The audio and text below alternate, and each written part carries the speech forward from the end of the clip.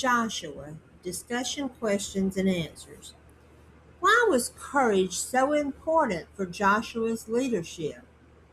Courage was essential for Joshua because he was leading Israel during a time of major transition and uncertainty. Moses had died, and Joshua now carried the responsibility of guiding the people into the promised land. God repeatedly told Joshua to be strong and courageous because fear could weaken leadership and obedience. Joshua's courage came from trusting that God would be with him wherever he went. Spiritually, courage is important because following God often requires stepping into situations that feel uncertain and impossible. Number two, what does the crossing of the Jordan River represent spiritually?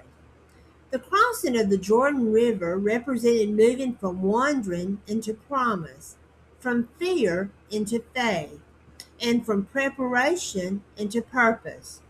Israel had spent years in the wilderness because of unbelief, but crossing the Jordan marked a new beginning where they would finally walk into what God had promised them. Spiritually, the Jordan symbolizes moments when believers must trust God, even to move forward, even when the obstacles seem overwhelming. Number three, why did Israel experience both victory and defeat in the land? Israel experienced victory when they trusted and obeyed God, but they experienced defeat when they disobeyed Him or relied on themselves instead of seeking His guidance. The victory at Jericho came because the people followed God's instructions completely. Defeat came because of hidden sin through Achan's disobedience. The pattern throughout Joshua demonstrates that God's blessings was connected to obedience, humility, and faithfulness. Number four, how does obedience directly impact spiritual success? Obedience positions people to experience God's guidance, blessings, and protection. In Joshua, success was never based merely on military strength or intelligence.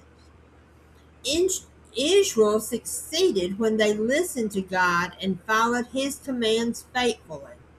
Obedience demonstrates trust and alignment with God's will. Disobedience often leads to confusion, weakness, and missed opportunities. What does it mean today to possess your promise? To possess your promise means to actively walk in the purpose, the calling, and the blessing that God has prepared rather than living in fear. Israel had been given the promised land by God, but they still had to move forward in faith and take possession of it step by step. Spiritually, believers today must trust God enough to pursue growth, purpose, healing, leadership, and deeper faith courageously. The practical application is step into what God has called you to do without fear. Trust God's presence more than your own ability. Obey God fully, not partially. And recognize that spiritual victory requires action, not just belief. Don't settle. Pursue everything that God has promised you. Joshua shows that God's promises are guaranteed, but they require human participation through faith and obedience. Spiritual victory is not automatic. It is walked out step by step. When Israel obeyed, they experienced success, but when they disobeyed, they experienced defeat. God's presence, not human strength, is the true source of victory.